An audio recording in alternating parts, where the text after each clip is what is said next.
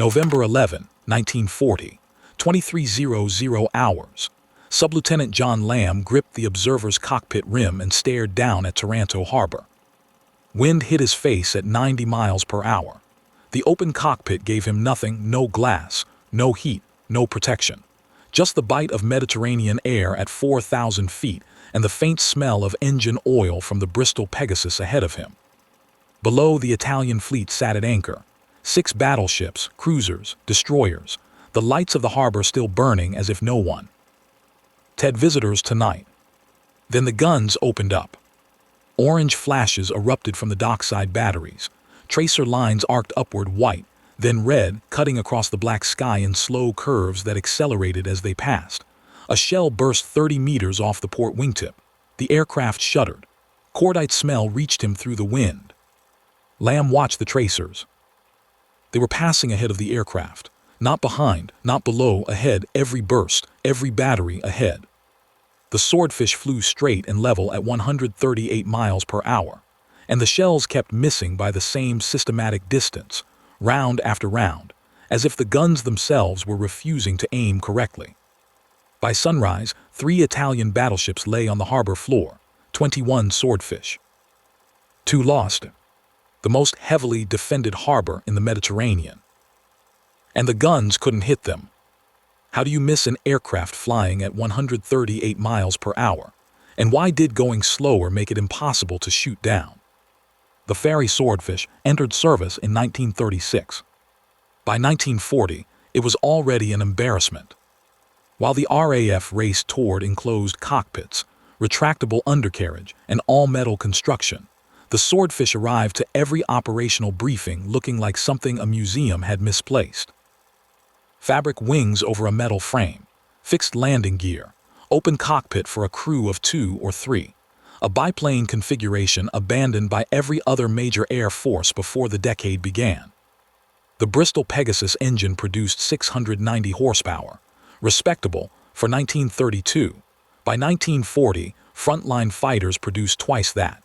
The Messerschmitt 109 flew at 357 miles per hour. The FW-190 at 408. The Swordfish managed 138. The Royal Navy knew exactly what it had. In 1938, they commissioned a replacement, the Fairey Albacore, enclosed cockpit, more powerful engine, modern monoplane design, everything the Swordfish was not. The Swordfish was supposed to fade quietly into training duties and coastal patrol, secondary work, safe distance from the war. Instead, the Admiralty kept sending it on frontline missions. The loss rate data coming back from operations confused everyone. The Swordfish, the slowest, most obsolete torpedo aircraft in Fleet Air Arm inventory, was returning from combat at a rate that made no sense. Faster, more modern torpedo aircraft were dying at nearly 3 times the rate. The squadron commander flew Swordfish from HMS Victorious in the summer of 1941. He wrote in his operational notes, "She has her own logic. The men who try to understand her on paper never understand her at all. You have to fly her."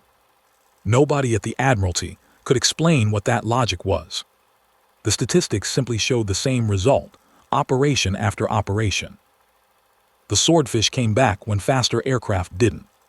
Something was protecting it. Nobody could explain what. When analysts first examined the Swordfish survival record, they proposed explanations. 3 of them seemed convincing. Every one of them was wrong. The first explanation seemed obvious. Perhaps the Swordfish survived because it operated mostly at night, mostly over open ocean, mostly beyond the range of Luftwaffe interceptors. Remove the fighters from the equation, and an obsolete biplane might limp through. This falls apart immediately. Taranto, Mediterranean theater, Italian fighters based 40 miles away. The English Channel patrols of 1941, one of the most contested airspaces in the war. North Atlantic anti-submarine operations, FW-200 Condors operating the same routes. The Swordfish flew directly into defended airspace, repeatedly, across 3 theaters. And its loss rate per sortie remained 3.1 per 100 sorties, against 7.8 for the Bristol Beaufort flying the same torpedo missions at 320 miles per hour. This wasn't geography. Something structural was at work. The second explanation also seemed logical. Perhaps the Swordfish always flew with fighter protection, hurricanes, fulmars, something faster absorbing the interceptors. Then its survival rate reflected the escort's performance, not its own. Also wrong. Taranto, 0 escort aircraft.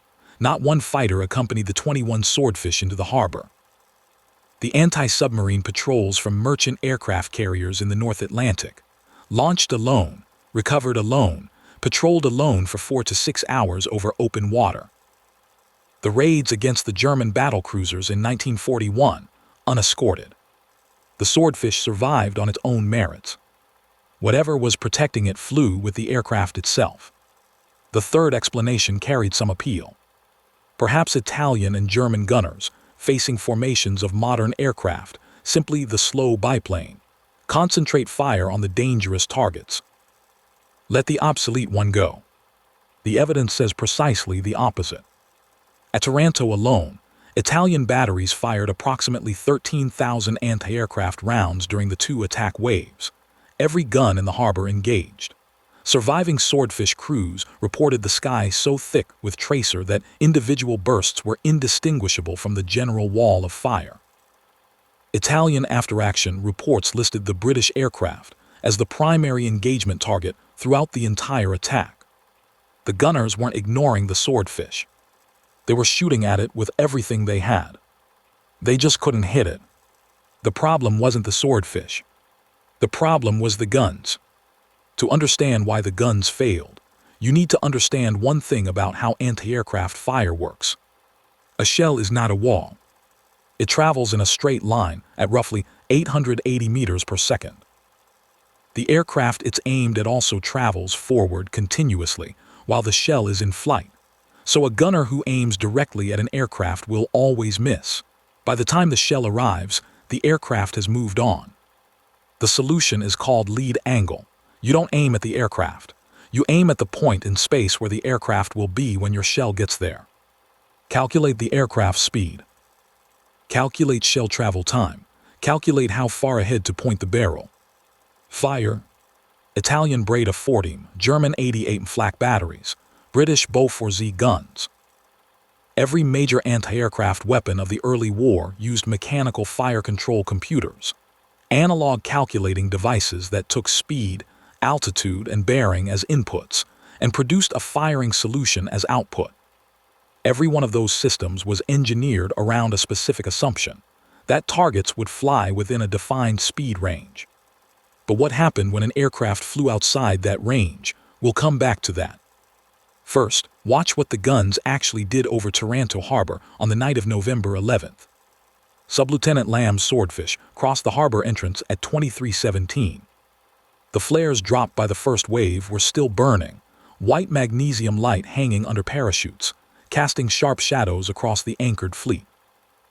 He could see everything: the lead battleship, the flagship, the newest ship in the fleet, all three sitting motionless at their moorings, torpedo nets extending 8 meters below the waterline on the seaward side. The nets didn't extend on the shallow side. That was the gap. The Italian batteries opened up the moment his aircraft crossed the breakwater. Beaufort rounds climbed in slow arcs that accelerated as they rose. 40 shells burst in clusters of black smoke. The noise reached him even over the Pegasus engine, a continuous rolling crack, like timber splitting in sequence. Tracers passed ahead of the aircraft.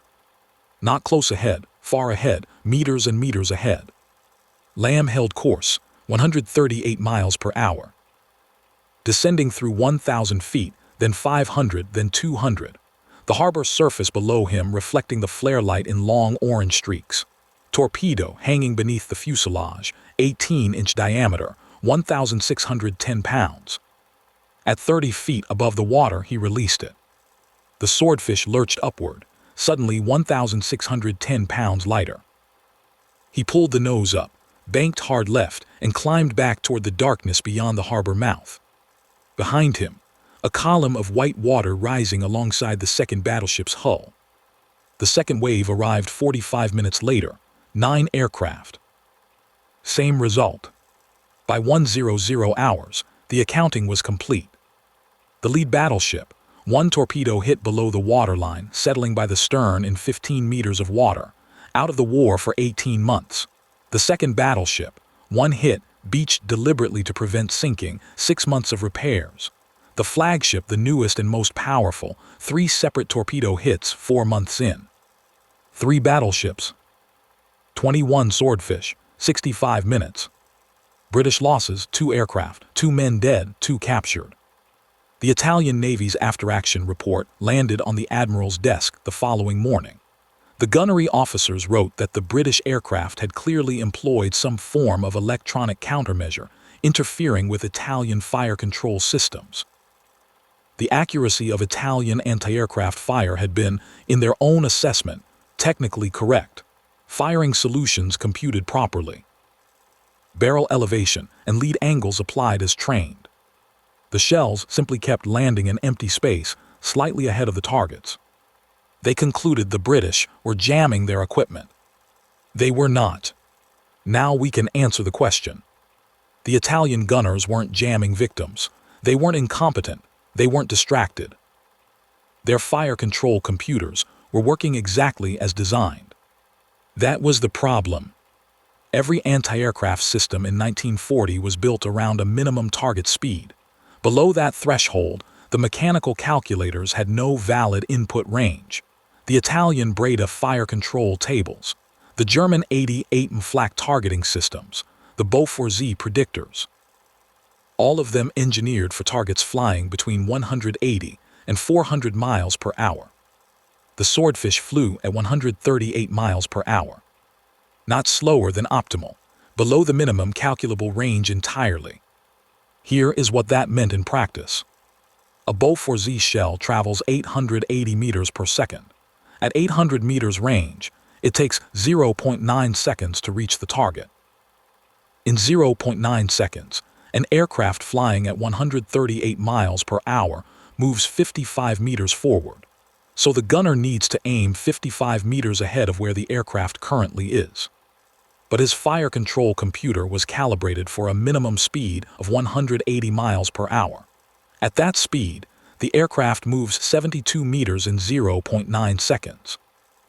So the computer told him to aim 72 meters ahead. The aircraft was 55 meters ahead. The shell landed 17 meters in front of it. Every round, every battery. Every correctly computed firing solution produced the same result, 17 meters of empty air, ahead of the target, on every single shot. A gunner who panicked and fired randomly had a better chance of hitting the Swordfish than a gunner who worked his instruments correctly. The more precisely an Italian battery operated, the more precisely it missed. The Swordfish's best protection was an enemy doing everything right. The Italian gunnery officers who wrote about electronic jamming weren't making excuses. They genuinely could not explain what had happened. Their instruments showed correct inputs. Their calculations produced valid outputs. Their shells landed exactly where the mathematics said they should. The mathematics were simply built for a different war. May 26, 1941, North Atlantic, Force 8 gale. Waves 9 meters high. Wind speed 65 kilometers per hour. Conditions that grounded every modern carrier aircraft in the Fleet Air Arm inventory. HMS Ark Royal launched 15 Swordfish anyway. The target, Bismarck, 50,000 tons. The most powerful battleship afloat. She had already sunk HMS Hood 4 days earlier, 1,415 British sailors dead in under 3 minutes. Now she was running for Brest, 700 miles away. At 28 knots she would reach safety in 30 hours. No surface ship could catch her. No other aircraft could fly in these conditions. The Swordfish could. Low stall speed, biplane lift curve, tolerance for rough handling on a pitching deck in weather that made modern carrier operations impossible. Pilots strapped in, soaked through, and flew. The second wave found Bismarck at 21:00 hours. 15 aircraft attacking from multiple angles simultaneously, each one flying the same 138 miles per hour that had defeated Italian fire control 7 months earlier. Bismarck's anti-aircraft batteries opened up. Her gunnery officers faced the same targeting problem as Taranto and found the same answer. 2 torpedoes hit. The second struck Bismarck's stern, jamming both rudders 15 degrees to port. The most powerful battleship in the world began turning in helpless circles. By 9:00 the next morning, British cruisers had closed the distance. Bismarck went down at 9:00, May 27th. 2,300 men lost. The Swordfish that stopped her, 0 losses. February 12, 1942, the English Channel, broad daylight. 3 German capital ships made a full-speed run through the channel toward home ports. 280 Luftwaffe fighters flying continuous rotation above the fleet. The squadron commander requested 5 squadrons of fighter escort. He received 1. They arrived late, before his aircraft were even airborne. He took off anyway, 6 Swordfish, 18 men. Here the Swordfish's protection simply did not exist. Fighters don't use fire control computers. They don't calculate lead angles from targeting tables. A FW-190 pilot pulled alongside, aimed through a reflector sight and fired. Speed differential, closing geometry, mechanical calculators, none of it applied. The Swordfish had no answer for a gun pointed directly at it from 50 meters. The attack lasted 11 minutes. All 6 aircraft shot down, 13 men dead, 5 survivors pulled from the channel. No torpedoes hit. The squadron commander's body was recovered 3 weeks later. He was awarded the Victoria Cross posthumously, the citation noting he had pressed the attack with full knowledge of what the odds were. The Swordfish could survive what guns threw at it from a distance. It could not survive what fighters did up close. The solution was simple: send it somewhere without fighters. From 1942 onward, Swordfish operated primarily from merchant aircraft carriers, ordinary cargo ships with a 160-meter flight deck bolted on top. No hangar, no workshops, enough deck for a Swordfish to take off and land, nothing more. The aircraft that looked least suited to carrier operations turned out to be the only one that could manage them reliably. Low stall speed, light airframe, tolerance for rough handling on a pitching deck in Atlantic weather that kept every replacement aircraft grounded. In 4 years of North Atlantic patrol, Swordfish crews confirmed 21 U-boat kills and contributed to dozens more forced submersions, submarines driven under during critical attack windows on Allied convoys. In 1943, the Fairey Albacore, the aircraft specifically built to replace the Swordfish, was retired from frontline service. The Swordfish was not. The Albacore flew faster, 161 miles per hour. Fast enough to enter the calculable range of enemy fire control systems, fast enough to be reliably targeted. Its one improvement over the Swordfish turned out to be its fatal disadvantage. The Swordfish flew its last combat mission in August 1945, 9 years in frontline service, 2 world-changing operations, 21 U-boats, 3 battleships on the harbor floor. The aircraft that should have been retired before the war began outlasted everything built to replace it. We started with a question. How do you miss an aircraft flying at 138 miles per hour? And why did going slower make it impossible to shoot down? The answer was built into the weapons pointed at it. Every anti-aircraft system in 1940 was engineered for a world of fast, modern metal aircraft. The Swordfish was none of those things. It flew below the minimum calculable speed on every fire control table in the Italian, German, and Japanese inventories. Not slower than optimal outside the system entirely. Every correctly computed firing solution produced the same result: 17 meters of empty air ahead of the target on every single shot. The better the enemy gunner, the wider the miss. This is why the Swordfish outlived the Albacore, the Barracuda, every aircraft designed to replace it. Their improvements, speed, enclosed cockpits, modern construction, moved them into the range where enemy systems worked. The Swordfish stayed beneath it, not by design, not by intention. By accident of timing, It was built in 1934 for a war that hadn't started yet. By the time that war arrived, it was already obsolete.